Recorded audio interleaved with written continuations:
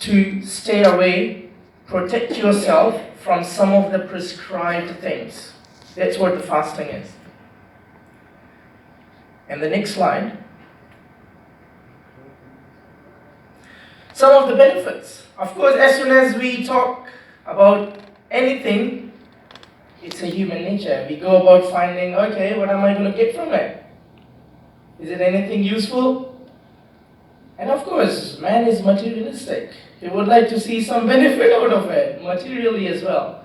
As you know, we struggle a lot in the gym. We work hard so much. We count every day, only 1 kg so far. Still a long way to go. Whereas fasting has so many benefits given to people. I have divided them in 3 categories, as you can see. One is physical aspect. We're looking for some of the material benefits from it. Another one is some emotional or mental. Now when I'm saying mental, that's more of hormonal based. And that's different from what we can achieve spiritually. Because after we can stimulate some of those aspects which we can affect our hormones, then we come to a level where we can feel ourselves spiritually taking to a point where there was a really good sentence here, silence. And then we go in the silence. And then when we ponder in that silence, we can feel, yes, I have enhanced my spirituality. We feel that confidence. Yes, I can feel it. So some of the physical benefits, of course you all know. Doctors can talk more than me on that. And I'm not a doctor. Talk to me about computers. So this is just searching online what other doctors are saying. It not only affects you for some of the toxins, it also breaks some unnecessary ATM molecules from your body. It not only helps you in practicing how to control your hunger, but also it refreshes your digestive system. And as per one of the research by a doctor, it can also cure if anyone has bowel syndrome problems, which is very common. It can happen based on different type of foods. So those are all its material benefits. Emotional benefits, mental benefits are more of hormone based. It stimulates the balance of hormones so that we can concentrate more. It enhances our thinking ability. When it enhances our thinking ability and makes our hormonal balance grow, then we reach to a level which is spiritual. At that moment, we feel, yes, I can connect to God better. And as you can see, which Alok has the video which was going before, the month of Ramadan is divided in 10 different 10 days in 3 categories, and there are 3 different benefits here.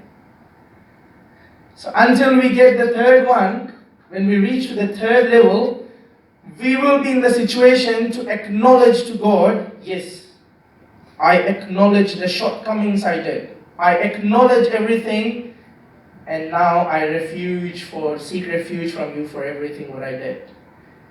And look forward to enhance my ability. Everyone with me still? Okay, next slide, please. Now, as you can see, for the Muslims, when the Holy Quran is introducing the fast, it's not saying that fasting has been prescribed to you.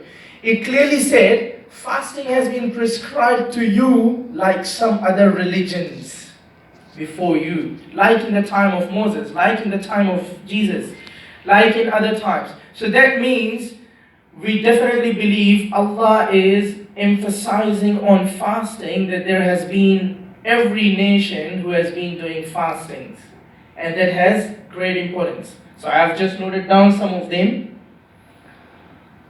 If it's not 100%, forgive me on that. But I tried as much as to cover from other religions. Like, for example, Buddhism, they have a concept of fasting. They fast on some of the special days. And what is the belief? That this fasting will actually relieve you from your sins and you can ask for refuge. Exact similar what others believe. Another one, in the Hinduism, you know, Karwa Chauth is very famous. No one can deny they don't know it. Well, at least all of my friends, everyone I meet, even my Kiwi friends who have never been to India, they say, yes, we know about Karwa Chauth. And in the same way, there are so many other fasts. During Durga Puja, during Navratri. And in the same way, those fasts have different prescribed procedures. Some of them you can have liquids. You don't eat solids. And all of them have exact same purpose. What you achieve closeness to your Lord. You achieve salvation of your sins. Next slide, please. The same way, Catholics, Ash Wednesday, Good Friday. There's a very interesting point here from the scriptures. One of their fasts is to avoid any meat. You cannot eat meat. And the logic behind that is to acknowledge and have control on all our material, fleshly desires, so that we can have control to stay away from committing sins, committing immorals. And in the same way, Judaism. Some of the terminologies I have noted down there. If you compare all of them, including Judaism, everyone have exact similar concept. You fast so that you can enhance your personality, spiritual level, and control yourself from doing immoral and sins. Next slide, please. In the same way, Islam did. Now, the prescribed things from Islam is one aspect is not eating and drinking. So no eating and drinking from the morning dawn until sunset. But along with that, as you have seen in the video, your senses are fasting as well. When the brother and successor of Holy Prophet, Imam Ali, was once asked.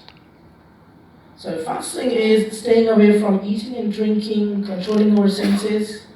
Then he gave a really good statement. He said, fasting is not only just controlling your eating and drinking habit, rather taking yourself to a next level of control, that controlling your hand to the extent that I will not harm anyone with my hands. Whether it being a slap,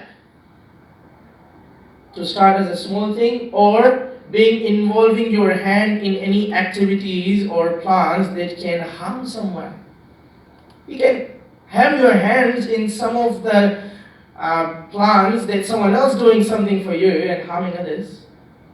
Fasting is to control that as well. In the same way, with your legs, not going to anywhere to harm someone, which is immoral, which you can, kick anyone. In the same way, using your tongue, not to lie. You're not going to get anything. But in your world, you get so used to, it's important that you actually practice it by doing fast. And once you practice it, try to continue there. So that's why in Islam, fasting is, as you can see, the time of fasting starts from the morning until the dawn. And what fasting will give you towards the end of the month is a special spiritual feeling that you cannot describe. I'll give you an example how you cannot describe. I'll take example from Ali, who is with me. Ali, do you want to raise your hand? Okay, he's with you. Imagine I am talking to Ali and I'm telling him I am fond of sweets. Okay, so let me take an example of a laddu. Everyone knows laddu? Yeah, okay. I'm describing Ali. Ali, I had a laddu, it was so amazing. It was so tasty. And I'm describing every single bit of it. You know the bundi of it? It was so delicate. I cannot forget the fragrance of kesar also in it. He's listening, he's enjoying. Now if you turn back Ali and ask him, do you know the taste of that laddu that I had? He knows the full details of it, but he still does not know the taste of that laddu until he himself has that laddu. So that's the feeling every individual will get at the end of the fasting that he cannot describe, but he can feel himself. Yes, I have this feeling. I hope this was helpful, and that's all from me. Thank you.